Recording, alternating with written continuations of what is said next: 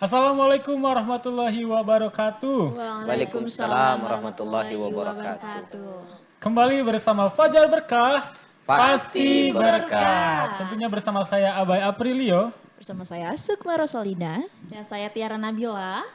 Dan di sebelah kita sudah ada Pak Ustadz Eri Abdurrahim. Nah, tema kali ini apa nih, Tiara? Aduh, langsung ya ditodong. Langsung aja. Langsung Selalu aja. ditodong dengan Langsung pertanyaan. aja. Kali ini akan membahas apa? Tentunya nih pemirsa di rumah, nanti kita akan membahas nih bareng Pak Eri Abdurrahim mengenai godaan di bulan Ramadan. Waduh, ini menarik nih untuk dibahas nih. Nah, Tentunya. ngomong-ngomong godaan nih Pak Ustadz. Iya. Kenapa sih di bulan Ramadan ya godaan itu lebih meningkat gitu, kayak kan kita puasa panas-panasan gitu, hausnya makin nambah lagi gitu, godaannya lebih berat gitu Pak Ustadz. Iya.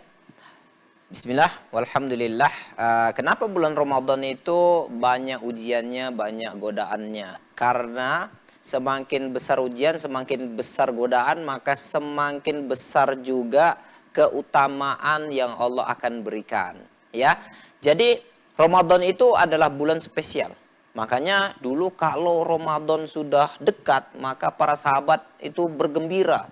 Ya kan? Kenapa? Karena mereka akan menemukan sebuah bulan yang sangat mulia, yang di dalamnya banyak keutamaan. Bayangkan, kita sholat sunnah itu nilainya seperti sholat wajib itu. Nah, kemudian berikutnya, kenapa kemudian godaannya besar? Karena itu tadi, keutamaannya juga Allah siapkan sangat besar sekali untuk kita.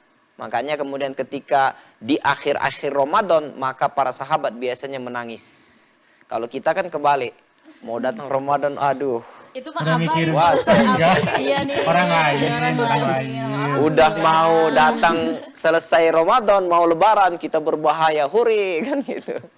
Merayakan ya Pak. Iya. Merayakan datangnya bulan Orang lain, kebanyakan. Tembak mercon, ngabisin duit, kan gitu. Emangnya sifat manusia Pak Ustadz. Iya. Mungkin merayakannya bukan lebih ke merayakan karena ingin ditinggalkan bulan Ramadan Pak Iya. Ustadz. Mungkin karena untuk merayakan kemenangan. mungkin ya. Merayakan Ya, betul, kemenangan, betul. karena sudah diampuni sama Allah. Amin, Kan gitu. mudah-mudahan. Nah Pak Ustadz, kan katanya kalau misalkan di bulan Ramadan itu si setannya setan. itu ya yang suka nguji-nguji kita tuh, yang ngegoda-goda kita kan, Iya. katanya dibelenggu, Iya, diikat gitu. betul. Tapi Pak Ustadz kadang ya kalau lagi puasa teh, aduh godaannya teh malah makin gede gitu kayak, aduh udah mah panas, lapar. Terus kita juga kan kadang kalau misalkan ada yang bandel, bukan aku ya Pak Ustadz, yang lain kadang kalau tengah hari tuh makan, itu kan nggak boleh Pak Ustadz. Iya. Itu gimana sih? Iya Pak Ustadz, kan Iya. kalau setan dibelenggu pasti nggak ada godaan-godaan itu Pak Nah Ustadz. itu Pak Ustadz. Iya, jadi Rasulullah SAW mengatakan dalam sebuah hadisnya, "Idza jaa Ramadan futihat abwabal jannah wa ghuliqat abwaban nar wa sufidatis syayatin." Kalau bulan Ramadan datang, maka pintu surga dibuka, pintu neraka ditutup, dan setan-setan dibelenggu. Setan-setan itu diikat. Iya. Jadi keutamaan di bulan Ramadan itu setan tuh diikat. Dan memang diikat sehingga kemudian mereka tidak bisa menggoda manusia. Iya. Tidak bisa menjerumuskan manusia dalam kemungkaran, kejahatan atau dosa. Gitu ya. Maka kemudian kenapa di bulan Ramadan masih ada orang yang melakukan dosa? Ini kan pertanyaan besar. Betul. Justru makin semangat kan gitu. Yang mau ibadah semakin semangat ibadahnya karena setan sudah dibelenggu. Iya. Yang bermaksiat juga semakin semangat untuk maksiatnya. Betul, betul. Seperti itu. Maka apa jawabannya? Karena ternyata setan itu bukan hanya dari kalangan jin. Waduh, jadi Nah. kapan Pak Kenapa Ustadz? tuh Pak Ustadz? Allah Subhanahu wa taala berfirman dalam surat Al-A'raf ayat 112. Wa kadzalika ja'alna likulli nabiyyin aduwan syayatinal insi wal jinni, dan begitulah kami akan ciptakan musuh-musuh untuk kalangan nabi, yaitu dari kalangan setan jin dan setan manusia. Nah, jadi setan itu ada setan jin, ada setan manusia.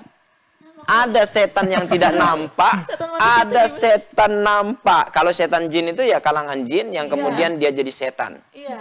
Kalau setan manusia, ya manusia yang jadi setan. Itu banyak di bulan Ramadan ya. Di bulan Ramadan tuh nampak semua.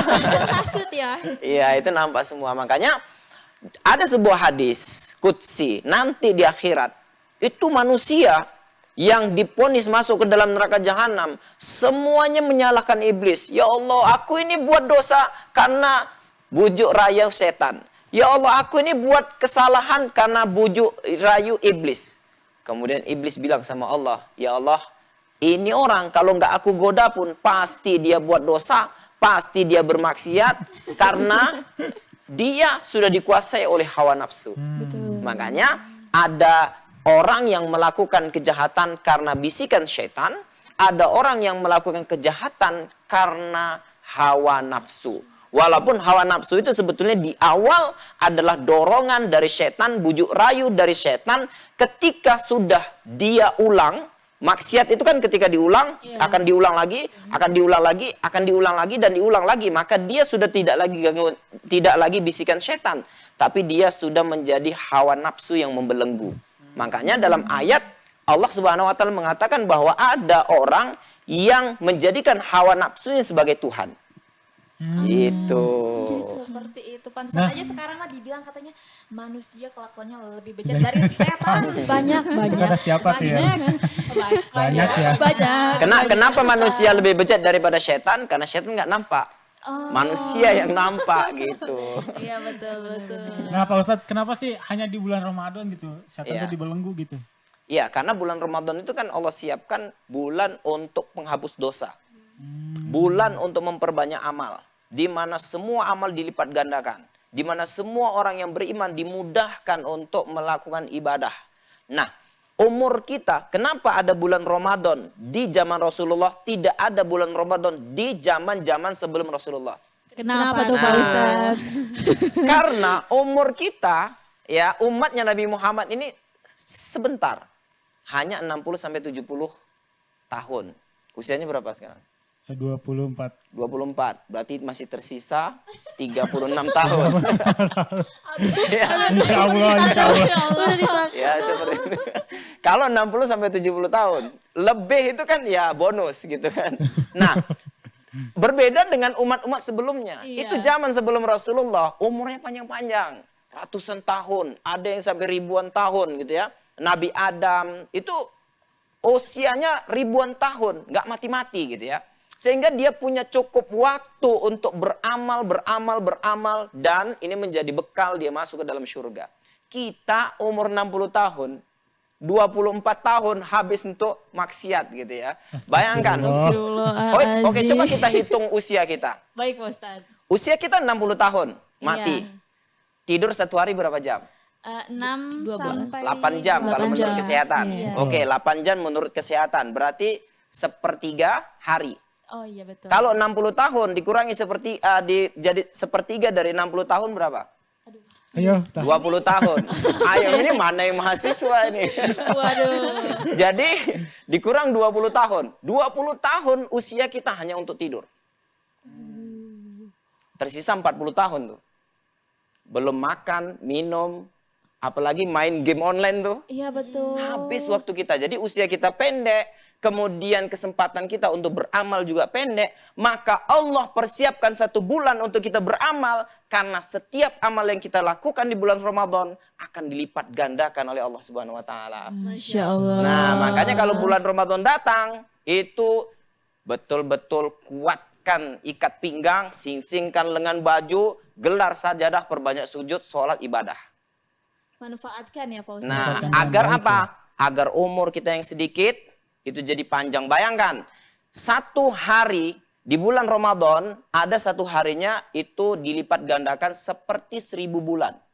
1000 bulan itu berarti sekitar 82-83 tahun. Ya kan? Jadi ketika kita mendapatkan, ketika kita saat hari Lailatul Qadar. Lailatul Qadar itu kalau kita beribadah nilainya seperti 1000 bulan. Berarti bertambah umur kita selama 83 tahun. Jadi umur kita yang 60 tahun tadi, dipotong tidur 20 tahun, tersisa 40 tahun. Tapi kalau kita dapat Lailatul Qadar 83 tahun, berarti bertambah 40 tahun tambah 83. Bayangkan kalau selama 60 tahun dapat Lailatul Qadar setiap Ramadan.